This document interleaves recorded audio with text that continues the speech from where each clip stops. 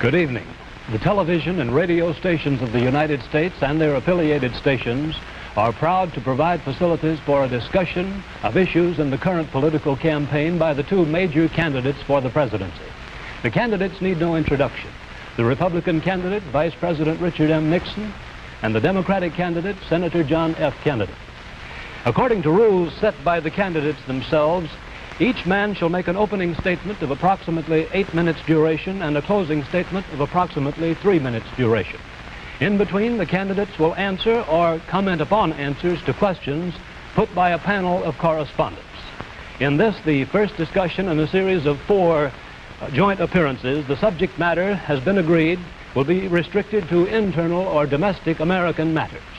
And now for the first opening statement by Senator John F. Kennedy. Smith, Nixon. In the election of 1860, Abraham Lincoln said the question was whether this nation could exist half slave or half free. In the election of 1960, and with the world around us, the question is whether the world will exist half slave or half free, whether it will move in the direction of freedom, in the direction of the road that we are taking, or whether it will move in the direction of slavery. I think it will depend in great measure upon what we do here in the United States, that we build, on the kind of strength that we maintain. We discussed tonight domestic issues, but I would not want that to be any implication to be given that this does not involve directly our struggle with Mr. Khrushchev for survival. Mr. Khrushchev is in New York, and he maintains the communist offensive throughout the world because of the productive power of the Soviet Union itself. The Chinese communists have always had a large population, but they are important and dangerous now because they are mounting a major effort within their own country. The kind of country we have here, the kind of society we have, the kind of strength we build in the United States will be the defense of freedom. If we do well here, if we meet our obligations, if we're moving ahead, then I think freedom will be secure around the world. If we fail, then freedom fails. Therefore, I think the question before the American people is, are we doing as much as we can do? Are we as strong as we should be? Are we as strong as we must be if we're going to maintain our independence? And if we're going to maintain and hold out the hand of friendship to those who look to us for assistance, to those who look to us for survival? I should make it very clear that I do not think we're doing enough, that I am not satisfied as an American with the progress that we're making. This is a great country, but I think it could be a greater country. And this is a powerful country, but I think it could be a more powerful country. I'm not satisfied to have 50% of our steel mill capacity unused. I'm not satisfied when the United States had last year the lowest rate of economic growth of any major industrialized society in the world, because economic growth means strength and vitality. It means we're able to sustain our defenses. It means we're able to meet our commitments abroad. I'm not satisfied when we have over $9 billion worth of food, some of it rotting, even though there is a hungry world, and even though 4 million Americans wait every month for a food package from the government, which averages 5 cents a day per individual. I saw cases in West Virginia, here in the United States, where children took home part of their school lunch in order to feed their families, because I don't think we're meeting our obligations towards these Americans. I'm not satisfied when the Soviet Union is turning out twice as many scientists and engineers as we are. I'm not satisfied when many of our teachers are inadequately paid, or when our children go to school part-time shifts. I think we should have an educational system second to none. I'm not satisfied when I see men like Jimmy Hoffa in charge of the largest union in the United States, still free. I'm not satisfied when we are failing to develop the natural resources of the United States to the fullest. Here in the United States, which developed the Tennessee Valley and which built the Grand Coulee and the other dams in the northwest United States, at the present rate of hydropower production, and that is the hallmark of an industrialized society, the Soviet Union by 1975 will be producing more power than we are. These are all the things, I think, in this country that can make our society strong or can mean that it stands still. I'm not satisfied until every American enjoys his full constitutional rights. If a Negro baby is born, and this is true also of Puerto Ricans and Mexicans in some of our cities, he has about 1/2 as much chance to get through high school as a white baby. He has 1/3 as much chance to get through college as a white student. He has about 1/3 as much chance to be a professional man, about 1/2 as much chance to own a house. He has about 4 times as much chance that he'll be out of work in his life as the white baby. I think we can do better. I don't want the talents of any American to go to waste. I know that there are those who say that we want to turn everything over to the government. I don't at all. I want the individuals to meet their responsibilities. And I want the states to meet their responsibilities. But I think there is also a national responsibility. The argument has been used against every piece of social legislation in the last 25 years. The people of the United States individually could not have developed the Tennessee Valley. Collectively, they could have. A cotton farmer in Georgia, or a peanut farmer, or a dairy farmer in Wisconsin or Minnesota, he cannot protect himself against the forces of supply and demand in the marketplace, but working together in effective governmental programs, he can do so. 17 million Americans who live over 65 on an average Social Security check of about $78 a month. They're not able to sustain themselves individually, but they can sustain themselves through the Social Security system. I don't believe in big government, but I believe in effective governmental action. And I think that's the only way that the United States is going to maintain its freedom. It's the only way that we're going to move ahead. I think we can do a better job. I think we're going to have to do a better job if we are going to meet the responsibilities which time and events have placed upon us. We cannot turn the job over to anyone else. If the United States fails, then the whole cause of freedom fails. And I think it depends in great measure on what we do here in this country. The reason Franklin Roosevelt was a good neighbor in Latin America was because he was a good neighbor in the United States. Because they felt that the American society was moving again. I want us to recapture that image. I want people in Latin America and Africa and Asia to start to look to America, to see how we're doing things, to wonder what the President of the United States is doing, and not to look at Khrushchev or look at the Chinese communists. That is the obligation upon our generation. In 1933, Franklin Roosevelt said in his inaugural that this generation of Americans has a rendezvous with destiny. I think our generation of Americans has the same rendezvous. The question now is, can freedom be maintained under the most severe attack it has ever known? I think it can be. And I think in the final analysis, it depends upon what we do here. I think it's time America started moving again. And now the opening statement by Vice President Richard M. Nixon. Smith, Senator Kennedy. The things that Senator Kennedy has said, many of us can agree with. There is no question but that we cannot discuss our internal affairs in the United States without recognizing that they have a tremendous bearing on our international position. There is no question but that this nation cannot stand still because we are in a deadly competition. A competition not only with the men in the Kremlin, but the men in Peking. We're ahead in this competition, as Senator Kennedy, I think, has implied. But when you're in a race, the only way to stay ahead is to move ahead. And I subscribe completely to the spirit that Senator Kennedy has expressed tonight, the spirit that the United States should move ahead. Where then do we disagree? I think we disagree on the implication of his remarks tonight and on the statements that he has made on many occasions during his campaign to the effect that the United States has been standing still. We heard tonight, for example, the statement made that our growth in national product last year was the lowest of any industrial nation in the world. Now, last year, of course, was 1958. That happened to be a recession year. But when we look at the growth of GNP this year, a year of recovery, we find that it's 6 9/10% and one of the highest in the world today. More about that later.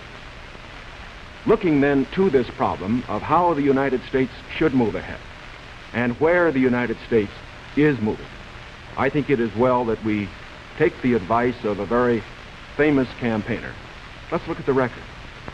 Is the United States standing still? Is it true that this administration, as Senator Kennedy has charged, has been an administration of retreat, of defeat, of stagnation?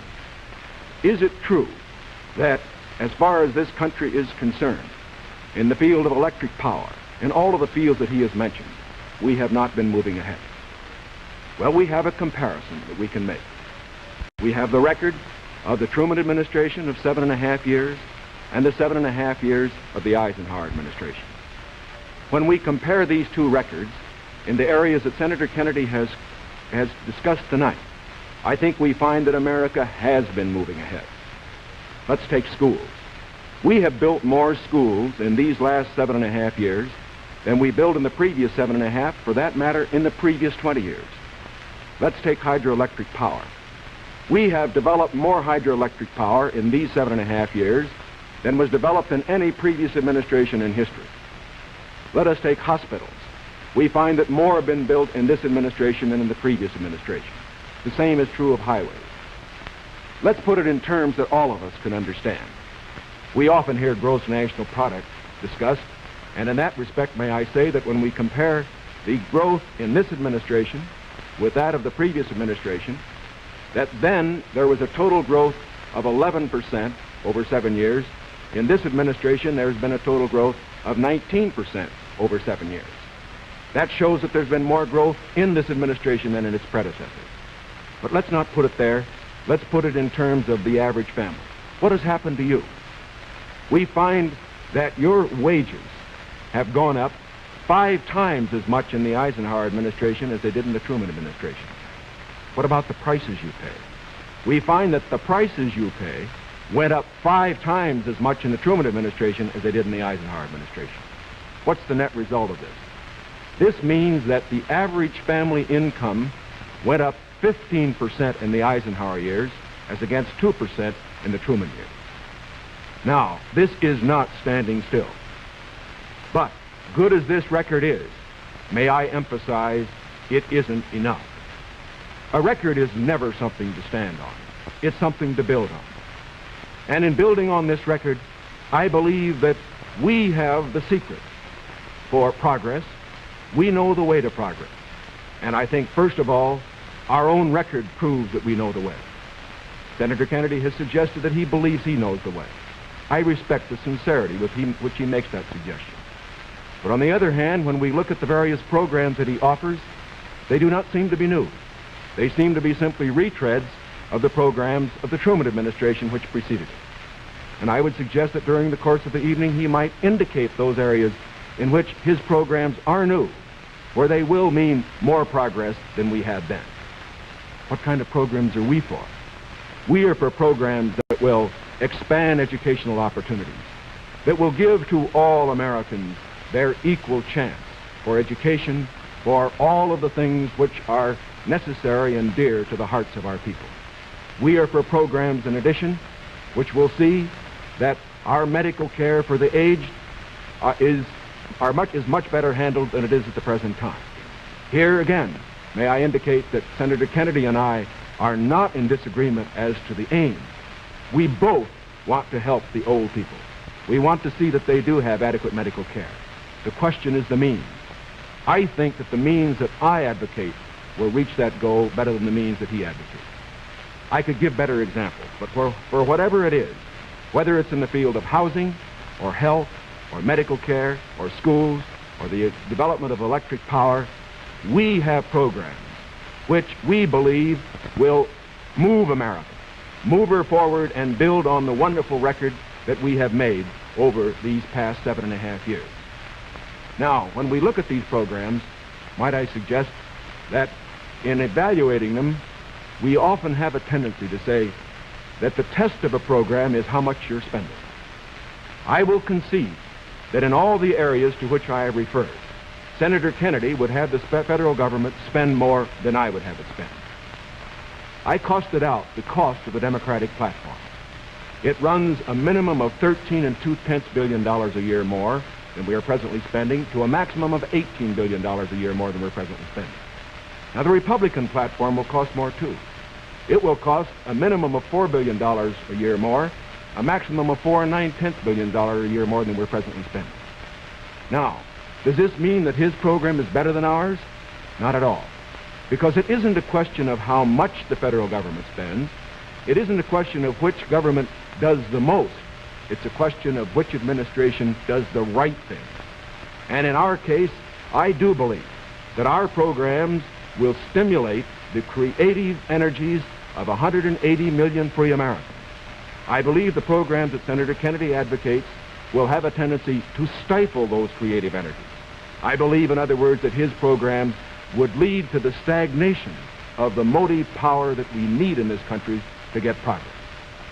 The final point that I would like to make is this. Senator Kennedy has suggested in his speeches that we lack compassion for the poor, for the old, and for others that are unfortunate. Let us understand throughout this campaign that his motives and mine are sincere. I know what it means to be poor. I know what it means to see people who are unemployed. I know Senator Kennedy feels as deeply about these problems as I do. But our disagreement is not about the goals for America, but only about the means to reach those goals. Thank you, Mr. Nixon. That completes the opening statements, and now the candidates will answer questions or comment upon one another's answers to questions put by correspondents of the networks. The correspondents. I'm Sander Van Oker, NBC News. I'm Charles Warren, Mutual News. I'm Stuart Novin, CBS News. Bob Fleming, ABC News. The first question to Senator Kennedy from Mr. Fleming. Senator, the Vice President in his campaign has said that you are naive and at times immature. He has raised the question of leadership. On this issue, why do you think people should vote for you rather than the Vice President? Well, the Vice President and I came to the Congress together, 1946. We both served in the Labor Committee. I've been there now for 14 years, the same period of time that he has. So that our experience in government is comparable. Secondly, I think the question is, what are the programs that we advocate? What is the party record that we lead? I come out of the Democratic Party, which in this century has produced Woodrow Wilson and Franklin Roosevelt and Harry Truman, and which supported and sustained these programs which I've discussed tonight. Mr. Nixon comes out of the Republican Party. He was nominated by it. And it is a fact that through most of these last 25 years, the Republican leadership has opposed federal aid for education, medical care for the aged, development of the Tennessee Valley, development of our natural resources. I think Mr. Nixon is an effective leader of his party. I hope he would grant me the same. The question before us is, which point of view and which party do we want to lead the United States? Mr. Nixon, would you like to comment on that statement? I have no comment. The next question, Mr. Novin. Mr. Vice President, your campaign stresses the value of your 8-year experience, and the question arises as to whether that experience was as an observer or as a participant or as an initiator of policy making. Would you tell us, please, specifically what major proposals you have made in the last 8 years that have been adopted by the administration? It would be rather difficult to cover them in 2.5 minutes. I would suggest that these proposals could be mentioned. First, after each of my foreign trips, I have made recommendations that have been adopted. For example, after my first trip abroad, I strongly recommended that we increase our exchange programs, particularly as they related to exchange of persons, of leaders in the labor field and in the information field. After my trip to South America, I made recommendations that a separate inter-American lending agency be set up, which the South American nations would like much better than to participate in the lending agencies which treated all the countries of the world the same. I have made other recommendations after each of the other trips. For example, after my trip abroad to Hungary, I made some recommendations with regard to the Hungarian refugee situation, which were adopted not only by the President, but some of them were enacted into law by the Congress. Within the administration, as a chairman of the President's Committee on Price Stability and Economic Growth, I have had the opportunity to make recommendations which have been adopted within the administration and which I think have been reasonably effective. I know Senator Kennedy suggested in a speech at Cleveland yesterday that that committee had not been particularly effective. I would only suggest that while we do not take the credit for it, I would not presume to, that since that committee has been formed, the price line has been held very well within the United States. Well, I would say in the latter that and that's what I found somewhat unsatisfactory about the figures, Mr. Nixon, that you used in your previous speech. When you talked about the Truman administration, Mr. Truman came to office in 1944 and at the end of the war, and difficulties that were facing the United States during that period of transition, 1946 when price controls were lifted. So it's rather difficult to use an overall figure of taking those 7.5 years and comparing them to the last 8 years. I'd prefer to take the overall percentage record of the last 20 years of the Democrats and the 8 years of the Republicans to show an overall period of growth. In regard to price stability, I'm not aware that that committee did produce recommendations that ever were certainly before the Congress from the point of view of legislation in regard to controlling prices. In regard to the exchange of students, of labor unions, I am chairman of the subcommittee on Africa, and I think that one of the most unfortunate phases of our policy towards that country was the very minute number of exchanges that we had. I think it's true of Latin America also. We did come forward with a program of students for the Congo of over 300, which was more than the federal government had for all of Africa the previous year. So that I don't think that we have moved, at least in those two areas, with sufficient vigor. The next question to Senator Kennedy from Mr. Warren. Senator Kennedy, during your brief speech a few minutes ago, you mentioned farm surpluses. I'd like to ask this. It's a fact, I think, the presidential candidates traditionally make promises to farmers. Lots of people, I think, don't understand why the government pays farmers for not producing certain crops, or paying farmers if they overproduce, for that matter. Let me ask, sir, why can't the farmer operate like the businessman who operates a factory? If an auto company overproduces a certain model car, Uncle Sam doesn't step in and buy up the surplus. Why this constant courting of the farmer? Well, because I think that if the federal government moved out of the program and withdrew its support, then I think you would have complete economic chaos. The farmer plants in the spring and harvests in the fall. There are hundreds of thousands of them. They're not able to control their market very well. They bring their crops in or their livestock in, many of them about the same time. They have only a few purchasers that buy their milk or their hogs, few large companies in many cases, and therefore the farmer is not in a position to bargain very effectively in the marketplace. I think the experience of the 20s has shown what a free market could do to agriculture. And if the agricultural economy collapses, then the economy of the rest of the United States sooner or later will collapse. The farmers are the #1 market for the automobile industry of the United States. The automobile industry is the #1 market for steel. So if the farmer's economy continues to decline as sharply as it has in recent years, then I think you would have a recession in the rest of the country. So I think the case for the government intervention is a good one. Secondly, my objection to present farm policy is that there are no effective controls to bring supply and demand into better balance. The dropping of the support price in order to limit production does not work. And we now have the highest surpluses, $9 billion worth.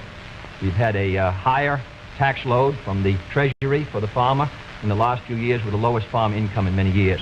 I think that this farm policy has failed. And my judgment, the only policy that will work will be for effective supply and demand to be in balance. And that can only be done through governmental action. I therefore suggest that in those basic commodities which are supported, that the federal government, after endorsement by the farmers in that commodity, attempt to bring supply and demand into balance. Attempt effective production controls so that we won't have that 5 or 6% surplus which breaks the price 15 or 20%. I think Mr. Benson's program has failed. And I must say, after reading the Vice President's speech before the farmers as he read mine, I don't believe that it's very much different from Mr. Benson. I don't think it provides effective governmental controls. I think the support prices are tied to the average market price of the last 3 years, which was Mr. Benson's theory. I therefore do not believe that this is a sharp enough breach with the past to give us any hope of success for the future. Mr. Nixon, comment? I, of course, disagree with Senator Kennedy insofar as his suggestion as to what should be done on the farm program.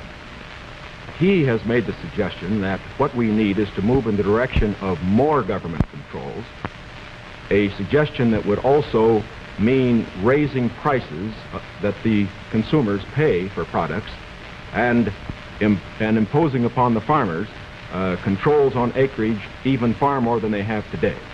I think this is the wrong direction. I don't think this has worked in the past. I do not think it will work in the future.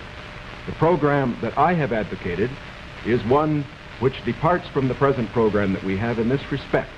It recognizes that the government has a responsibility to get the farmer out of the trouble he presently is in because the government got him into it.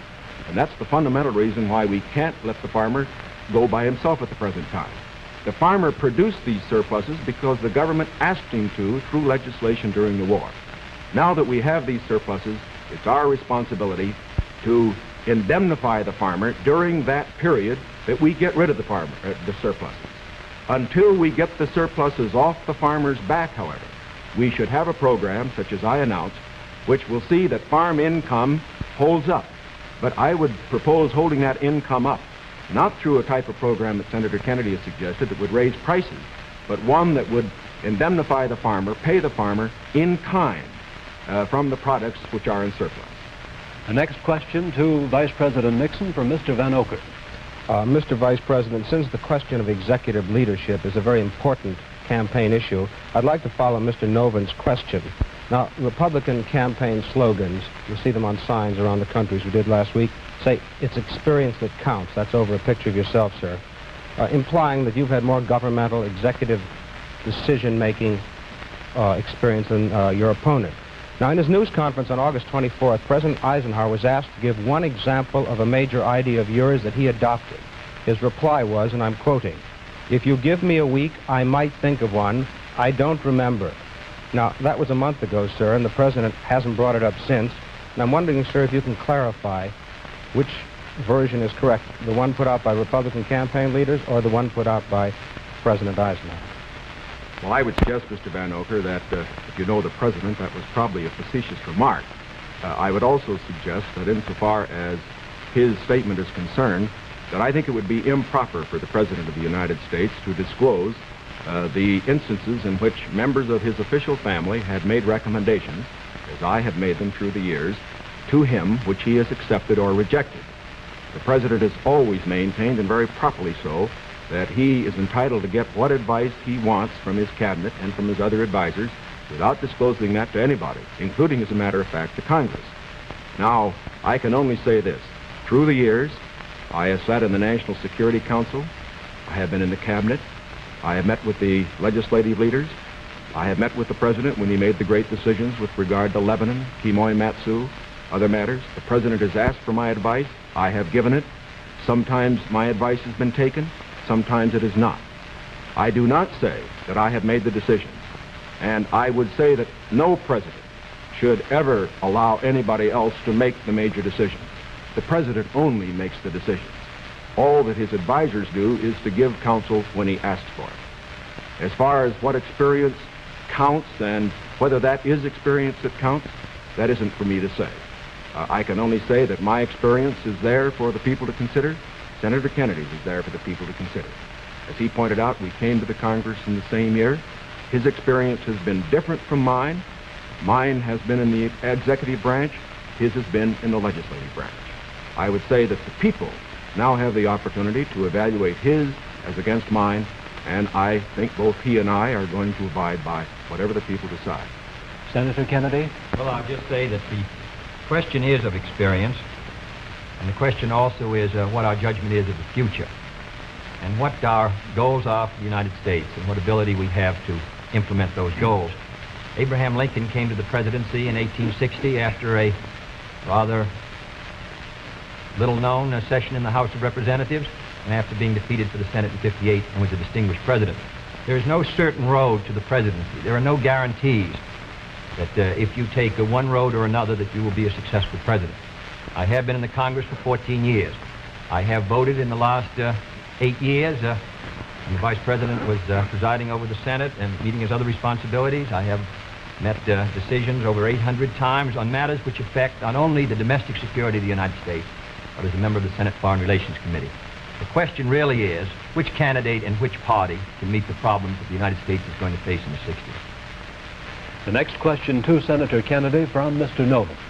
Senator Kennedy, in connection with these problems of the future that you speak of and the program that you enunciated earlier in your direct talk, you call for expanding some of the welfare programs for schools, for teacher salaries, medical care, and so forth, but you also call for reducing the federal debt. And I'm wondering how you, if you're president in January, would go about paying the bill for all this? Does this mean that I did not advocate reducing the federal debt because I don't believe that you're going to be able to reduce the federal debt very much in 1961, 2, or 3. I think you have heavy obligations which affect our security, which we're going to have to meet.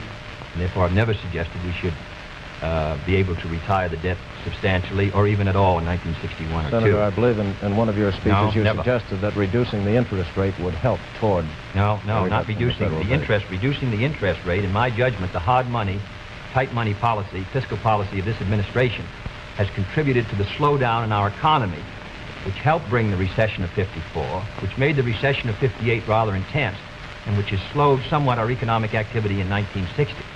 What I have talked about, however, the kind of programs that I talk about, in my judgment, are fiscally sound. Medical care for the aged, I would put under Social Security. The Vice President and I disagree on this. The program, the Javits-Nixon or the Nixon-Javits program, would have cost, if fully used, $600 million by the government per year and $600 million by the state. The program which I advocated, which failed by 5 votes in the United States Senate, would have put medical care for the aged in Social Security and would have been paid for through the Social Security system and the Social Security tax. Secondly, I support federal aid to education and federal aid for teachers' salaries. I think that's a good investment. I think we're going to have to do it. And I think to heap the burden further on the property tax, which is already strained in many of our communities, will ensure, in my opinion, that many of our children will not be adequately educated and many of our teachers not adequately compensated. There is no greater return to an economy or to a society than an educational system second to none. On the question of the development of natural resources, I would pay as you go, in the sense that they would be balanced and the power revenues would bring back sufficient money to finance the projects in the same way as the Tennessee Valley. I believe in the balanced budget, and the only conditions under which I would unbalance the budget would be if there was a grave national emergency or a serious recession. Otherwise, with a steady rate of economic growth, and Mr. Nixon and Mr. Rockefeller in their meeting said a 5% economic growth would bring by 1962 $10 billion extra in tax revenues. Whatever is brought in, I think that we can finance essential programs within a balanced budget if business remains orderly. Yes, I think what Mr. Noble was referring to was not one of Senator Kennedy's speeches, but the Democratic platform, which did mention cutting the national debt. I think, too, that it should be pointed out that, of course, it is not possible, particularly under the proposals that Senator Kennedy has advocated, either to cut the national debt or to reduce taxes. As a matter of fact, it will be necessary to raise taxes. As Senator Kennedy points out, that as far as his one proposal is concerned, the one for medical care for the aged, that would be financed out of Social Security. That, however, is raising taxes for those who pay Social Security. He points out that he would make pay-as-you-go be the basis for our natural resources development. Where our natural resources development, which I also support incidentally, however, whenever you appropriate money for one of these projects, you have to pay now and appropriate the money, and while they eventually do pay out, it doesn't mean that the government doesn't have to put out the money this year. And so I would say that in all of these proposals that Senator Kennedy has made, they will result in one of two things. Either he has to raise taxes or he has to unbalance the budget. If he unbalances the budget, that means you have inflation, and that will be, of course, a very cruel blow to the very people, the older people that we've been talking about. As far as aid for school construction is concerned, I favor that, as Senator Kennedy did in January of this year, when he said he favored that rather than aid to teacher salaries. I favor that because I believe that's the best way to aid our schools without running any risk whatever of the federal government telling our teachers what to teach. The next question to Vice President Nixon from Mr. Warren. Mr. Vice President, you mentioned schools. It was just yesterday, I think you asked for a crash program to raise education standards.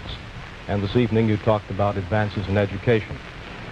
Mr. Vice President, you said it was back in 1957 that salaries paid to school teachers were nothing short of a national disgrace. Higher salaries for teachers, you added, were important, and if the situation wasn't corrected, it would lead to a national disaster. Yet you refused to vote in the Senate in order to break a tie vote when that single vote, if it had been yes, would have granted salary increases to teachers. I wonder if you can explain that, sir. Awfully glad you got that question, because as you know, I got into it at the last of my other question, wasn't able to complete the argument.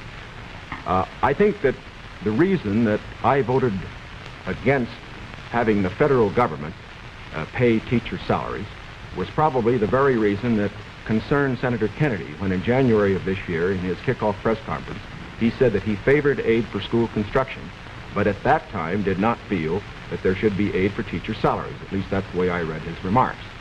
Now, why should there be any question about the federal government aiding teacher salaries? Why did Senator Kennedy take that position then? Why do I take it now? We both took it then, and I take it now for this reason. We want higher teacher salaries. We need higher teacher salaries. But we also want our education to be free of federal control. When the federal government gets the power to pay teachers, inevitably, in my opinion, it will acquire the power to set standards and to tell the teachers what to teach. I think this would be bad for the country. I think it would be bad for the teaching profession. There is another point that should be made. I favor higher salaries for teachers. But as Senator Kennedy said in January of this year in the same press conference, the way that you get higher salaries for teachers is to support school construction, which means that all the local school districts in the various states then have money which is freed to raise the standards for teacher salaries. I should also point out this. Once you put the responsibility on the federal government for paying a portion of teacher salaries, your local communities and your states are not going to meet the responsibility as much as they should. I believe, in other words, that we have seen the local communities in the states assuming more of that responsibility. Teacher salaries, very fortunately, have gone up 50% in the last 8 years, as against only a 34% rise for other salaries. This is not enough. It should be more. But I do not believe that the way to get more salaries for teachers is to have the federal government get in with a massive program. My objection here is not the cost in dollars. My objection here is the potential cost in controls and eventual freedom for the American people by giving the federal government power over education, and that is the greatest power a government can have. Senator Kennedy's comment? When the Vice President quotes me in January 60, I do not believe the federal government should pay directly teacher salaries, but that was not the issue before the Senate in February. The issue before the Senate was that the money would be given to the state. The state then could determine whether the money would be spent for school construction or teacher salaries. On that question, the Vice President and I disagreed. I voted in favor of that proposal and supported it strongly because I think that that provided assistance to our teachers for their salaries without any chance of federal control. And it is on that vote that Mr. Nixon and I disagreed, and his tie vote defeated. His breaking the tie defeated the proposal. I don't want the federal government paying teachers' salaries directly. But if the money will go to the states, and the states can then determine whether it shall go for school construction or for teachers' salaries, in my opinion, you protect the local authority over the school board and the school committee. And therefore, I think that was a sound proposal, and that is why I supported it, and I regret that it did not pass. Secondly, there have been statements made that the Democratic platform would cost a good deal of money, and that I'm in favor of unbalancing the budget. That is wholly wrong, wholly in error, and it is a fact that in the last 8 years, the Democratic Congress has reduced the request for the appropriation by over $10 billion. That is not my view, and I think it ought to be stated very clearly on the record. My view is that you can do these programs, and they should be carefully drawn within a balanced budget if our economy is moving ahead. The next question to Senator Kennedy from Mr. Van Oker. Senator, you've been promising the voters that if you are elected president, you'll try and push through Congress bills on medical aid to the aged, a comprehensive minimum hourly wage bill, federal aid to education. Now, in the August post-convention session of the Congress, when you at least held up the possibility you could one day be president, and when you had overwhelming majorities, especially in the Senate, you could not get action on these bills. Now, how do you feel that you'll be able to get them in January if you weren't able to get them in August? If I may take the bills, we did pass in the Senate a bill to provide a $1.25 minimum wage. It failed because the House did not pass it, and the House failed by 11 votes. And I might say that 2/3 of the Republicans in the House voted against a $1.25 minimum wage, and a majority of the Democrats sustained it. Nearly 2/3 of them voted for the $1.25. We were threatened by a veto if we passed a $1.25. It's extremely difficult, with the great power that the president does, to pass any bill when the president is opposed. All the president needs to sustain his veto of any bill is 1/3 +1 in either the House or the Senate. Secondly, we passed a federal aid to education bill in the Senate. It failed to come to the floor of the House of Representatives. It was killed in the Rules Committee. And it is a fact in the August session that the 4 members of the Rules Committee who were Republicans, joining with 2 Democrats, voted against sending the education bill to the floor of the House. 4 Democrats voted for it. Every Republican on the Rules Committee voted against sending that bill to be considered by the members of the House of Representatives. Thirdly, on medical care for the aged. This is the same fight that's been going on for 25 years in Social Security. We wanted to tie it to Social Security. We offered an amendment to do so. 44 Democrats voted for it. 1 Republican voted for it. And we were informed at the time it came to a vote that if it was adopted, the President of the United States would veto it. In my judgment, a vigorous Democratic president, supported by a Democratic majority in the House and Senate, can win the support for these programs. But if you send a Republican president and a Democratic majority, and the threat of a veto hangs over the Congress, in my judgment, you will continue what happened in the August session, which is a clash of parties and inaction. Mr. Nixon, comment? Well, obviously, my views are a little different. First of all, I don't see how it's possible for a 1/3 of a body, such as the Republicans have in the House and the Senate, to stop 2/3 if the 2/3 are adequately led. I would say, too, that when Senator Kennedy refers to the action of the House Rules Committee, there are 8 Democrats on that committee and 4 Republicans. It would seem to me, again, that it is very difficult to blame the 4 Republicans for the 8 Democrats not getting something through that particular committee. I would say further that to blame the President and his veto power for the inability of the Senator and his colleague to get action in this special session misses the mark. When the President exercises his veto power, he has to have the people behind him, not just a third of the Congress. Because let's consider it. If the majority of the members of the Congress felt that these particular proposals were good issues, majority of those who were Democrats, why didn't they pass them and send them to the President and get a veto and have an issue? The reason why these particular bills in these various fields that have been mentioned were not passed was not because the President was against them. It was because the people were against them. It was because they were too extreme.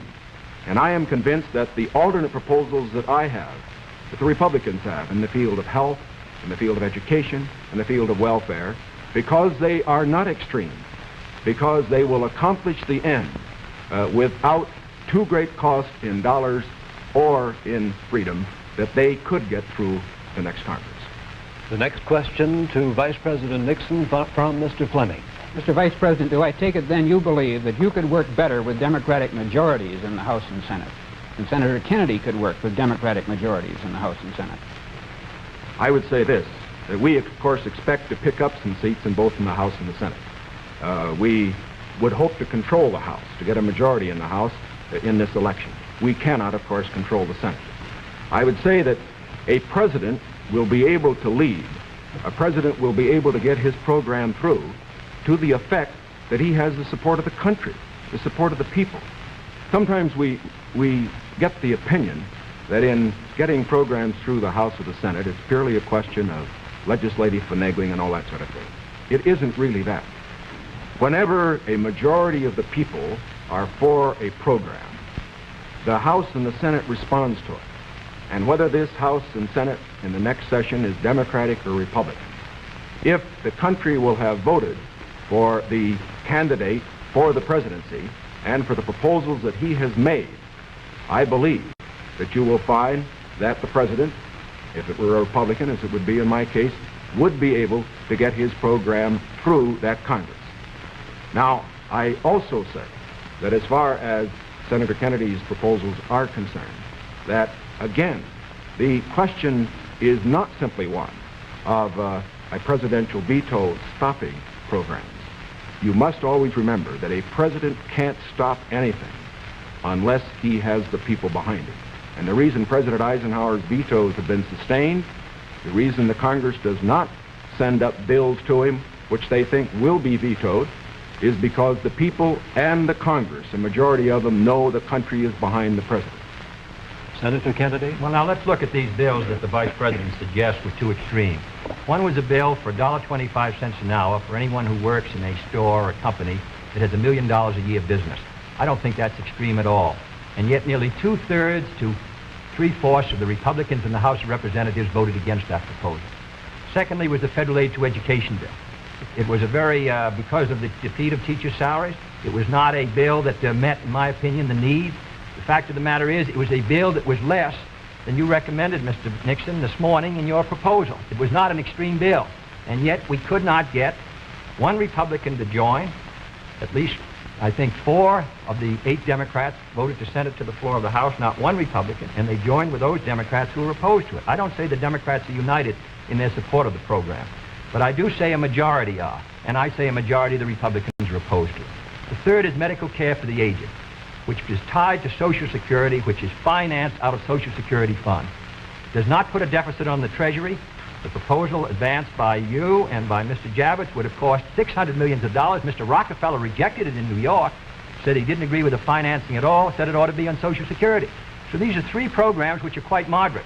I think it shows the difference between the 2 parties. One party is ready to move in these programs, the other party gives them lip service. Mr. Warren's question for Senator Kennedy. Senator Kennedy, on another subject, communism is so often described as an ideology or a belief that exists somewhere other than in the United States. Let me ask you, sir, just how serious a threat to our national security are these communist subversive activities in the United States today? Well, I think they're serious. I think it's a matter that we should continue to give great care and attention to. We should support the laws which the United States has passed in order to protect us from those who would destroy us from within. We should sustain the Department of Justice in its efforts and the FBI, and we should be continually alert. I think if the United States is maintaining a strong society here in the United States, I think that we can meet any internal threat. The major threat is external and will continue. Mr. Nixon, comment? I agree with Senator Kennedy's appraisal generally in this respect. The question of communism within the United States has been one that has worried us in the past. It is one that will continue to be a problem for years to come. We have to remember that the Cold War that Mr. Khrushchev is waging and his colleagues are waging is waged all over the world, and it's waged right here in the United States. That's why we have to continue to be alert. It is also essential in being alert that we be fair. Fair because by being fair, we uphold the very freedoms that the communists would destroy. We uphold the standards of conduct which they would never follow. And in this connection, I think that we must look to the future, having in mind the fact that we fight communism at home, not only by our laws to deal with communists, the few who do become communists and the few who do become fellow travelers, but we also fight communism at home by moving against those various injustices which exist in our society, which the communists feed upon.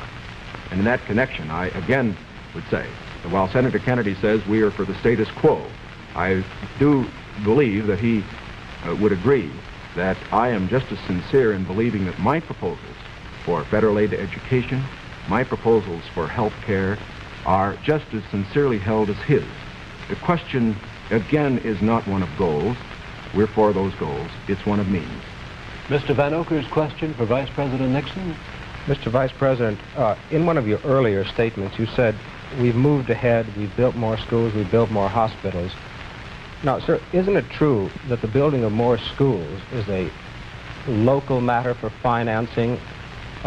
Were you claiming that the Eisenhower administration was responsible for the building of these schools, or is it the local school districts that provide for them? Not at all. As a matter of fact, your question brings out a point that I'm very glad to make.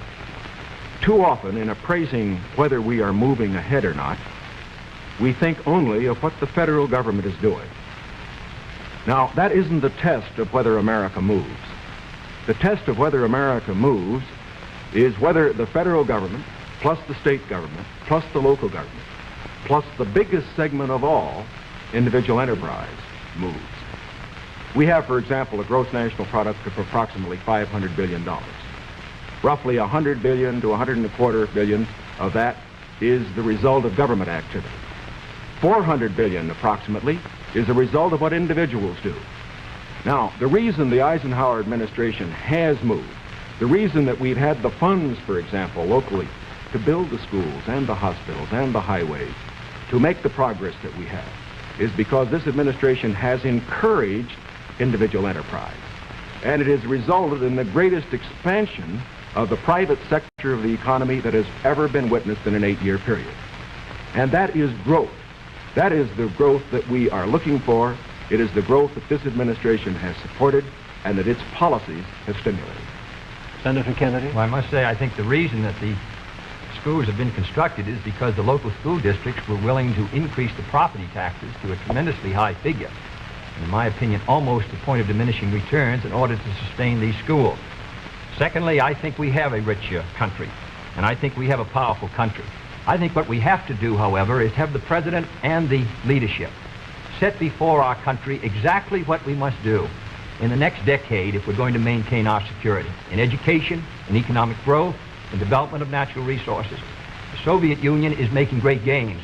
It isn't enough to compare what might have been done 8 years ago, or 10 years ago, or 15 years ago, or 20 years ago. I want to compare what we're doing with what our adversaries are doing, so that by the year 1970, the United States is ahead in education, in health, in building, in homes, in economic strength. I think that's the big assignment, the big task, the big function of the federal government. Can I have the summation time, please? We've completed our questions and our comments, and in just a moment we'll have the summation time. This will allow 3 minutes and 20 seconds for the summation by each candidate. 3 minutes and 20 seconds for each candidate. Vice President Nixon, will you make the first summation? Thank you, Mr. Smith. Senator Kennedy, first of all, I think it is well to put in perspective where we really do stand with regard to the Soviet Union in this whole matter of growth. The Soviet Union has been moving faster than we have, but the reason for that is obvious. They start from a much lower base. Although they have been moving faster in growth than we have, we find, for example, today, that their total gross national product is only 44% of our total gross national product. That's the same percentage that it was 20 years ago. And as far as the absolute gap is concerned, we find that the United States is even further ahead than it was 20 years ago. Is this any reason for complacency? Not at all. Because these are determined men. They are fanatical men. And we have to get the very most out of our economy. I agree with Senator Kennedy completely on that score. Where we disagree is in the means that we would use to get the most out of our economy. I respectfully submit that Senator Kennedy too often would rely too much on the federal government, on what it would do to solve our problems, to stimulate growth.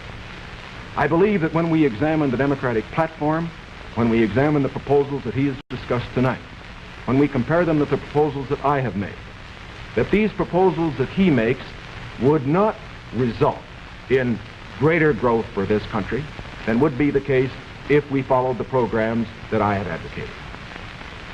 There are many of the points that he has made that I would like to comment upon. The one in the field of health is worth mentioning. Our health program, the one that Senator Javits and other Republican senators as well as I supported, is one that provides for all people over 65 who want health insurance the opportunity to have it if they want it. It provides a choice of having either government insurance or private insurance. But it compels nobody to have insurance who does not want it. His program under Social Security would require everybody who had Social Security to take government health insurance whether he wanted it or not. And it would not cover several million people who are not covered by Social Security at all. Here is one place where I think that our program does a better job than his. The other point that I would make is this. This downgrading of how much things cost, I think many of our people will understand better when they look at what happened during the Truman administration when the government was spending more than it took in. We found savings over a lifetime eaten up by inflation.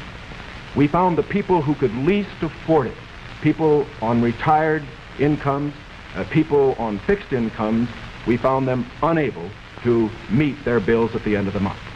It is essential that a man who's president of this country certainly stand for every program that will mean for growth. And I stand for programs that will mean growth and progress. But it is also essential that he not allow a dollar spent that could be better spent by the people themselves. Senator Kennedy, your conclusion? The point was made by Mr. Nixon that the Soviet production is only 44% of ours.